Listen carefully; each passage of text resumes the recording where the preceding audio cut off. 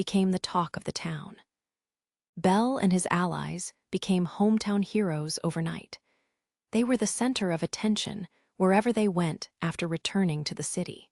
Obeying Hestia's demands, Apollo Familia was disbanded immediately.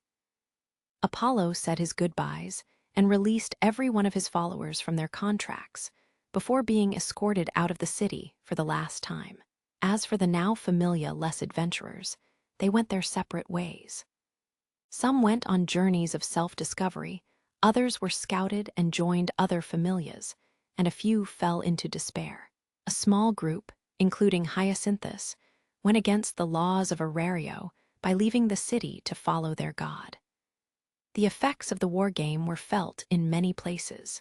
The fervor had yet to die down, but there was still something that needed to be taken care of. This is the money owed for Lily's release, as promised. The small girl held out a bag stuffed full of gold coins. Soma, clad in his dirty robe, took the bag from her without a word. 2 days had passed since the war game ended.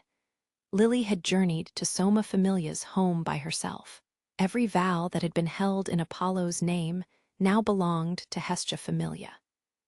Lily took a large part of it and returned to her former home to exchange the money for the Hestia knife, which had been used as collateral.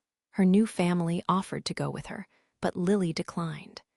She told them that she had to see this through to the end on her own. She had a reputation to uphold as a member of their familia. Soma accepted the money without a fuss. He didn't even check the contents of the bag before pulling the knife out from inside his robe and handing it to Lily. Lily was taken aback by how quickly this exchange transpired. In a room full of different types of plants and a wide array of wine bottles, she blinked a few times before straightening her posture. Clearing her throat, she prepared to say her final goodbye. "Thank you for everything, Lord Soma." There was no hint of irony or resentment in her voice. She wanted to end things well. The status on her back clearly identified her as a member of Hestia Familia. She no longer had any connection to Soma Familia. Her loose robe bent around her small body as Lily bowed. Her face down, she never had a chance to make eye contact with Soma. 1 step back, turn, a few more steps, and she paused for a moment in front of the door. Soma was standing in the corner of his room, the muscles in his face shifting as if he were deep in thought. He stared at the back of his former child and spoke to her. "Lilaluka Erd, I have done you wrong." Halfway out the door, Lily froze on the spot. She looked over her shoulder in surprise. The deity's expression was hidden behind his long hair as he continued. "Make sure to take care of your health." The first words he had ever spoken to her. Slowly, but surely, Lily's chestnut eyes began to moisten. She had wanted to hear his words for the longest time, but at least now, at the end, she was grateful to hear them. Lily nodded, her chin hitting her shoulder. "Lily will," she said in a quivering voice to the deity who had remembered her name. One last step, and she left the room behind. Soma stood in silence for a while after Lily disappeared from sight. Finally, he turned to face the shelves on his wall. Removing all the wine bottles, he carried them to a wooden box in the corner of the room, slipped them inside, and closed the lid. Filling the empty spots with the now useless wineglasses, Soma's eyes narrowed from behind his long bangs. The conditions within Soma Familia gradually improved from that day. Epilogue Hestia Familia, a large manor stood in the middle of a wide garden. Hestia took a deep breath. "Ta-da, this is our new home." "Ooh." Bel, Lily, Welf, and Mikoto stood in awe of the building Hestia pointed at. It was 3 stories tall. They had to crane their necks to get a good look at the top floor. Hestia went on to say that there were covered passages, along with more gardens inside. The property was surrounded by a tall iron fence. Flowers and trees hid most of the bars from view. But was it really okay to take Apollo Familia's home? "Oh yes, he blew mine into 1,000,000 pieces. I don't want to hear any complaints." Lily muttered as she looked up at the manor, but Hestia cut her off right away. It was a prize from the war game. The building that Apollo Familia had once called home was now theirs. Belle was just as surprised as Welf and Mikoto at this sudden upgrade in living conditions. None of the mortals could believe their luck as they looked over their new home from the outside gardens. The ones who lived here before had strange tastes. So, since we've got a lot of money, I say we do some remodeling. If you have any requests, let me know. Lady Hestia, I humbly request a bathhouse. Lady Hestia, would you build me a forge? Mikoto and Welf didn't waste any time in suggesting what to build to replace any remnants of Apollo Familia. Hestia turned to them, holding her arms out, saying, "Wait, wait," and smiling. "Now that we can finally puff out our chests and say we're a proper familia, don't you think we should decide on an emblem first?" Good point. All of Hestia's followers nodded in unison. Belle was the most excited among them. He'd been wanting to have his own familia emblem for quite a while. Hestia took a seat on the front steps of the manor. Pulling out a small piece of paper and a pen, she set to work on sketching a picture. Belle and the others formed a half circle around her, watching her pen move while standing shoulder to shoulder. Hee, I put a lot of thought into this. Hestia's pen didn't stop for an instant until she turned the paper around to show her new family, grinning from ear to ear. Welf, Mikoto, and Lily each held the paper in their hands and gave the design a once-over. This is fire and, I see. This is the Lady Hestia's idea of protective flames. That's not it at all. This emblem, it's all about the relationship between Lady Hestia and Mr. Bell. Welf and Mikoto whispered to each other, but Lily's eyes twitched in annoyance. The three of them had different reactions, but Hestia used her authority as a goddess to ignore them and said in a very satisfied voice, "What's the problem? This familia started with me and Belle, after all." At last, the paper made its way into Belle's hands. His ruby-red eyes opened wide as he studied the emblem design. "Goddess, isn't this?" Hestia giggled as she looked at the surprise on the boy's face. Smiling once again, she made eye contact with Belle and said, "Now, Belle, today is the real debut of our familia." Belle looked back down at the paper as he listened to her words. A few moments later, he smiled back at her with an expression as radiant as the sun. The boy held out the paper once again for everyone to see. The design on the paper in his hands consisted of a bell surrounded by flames.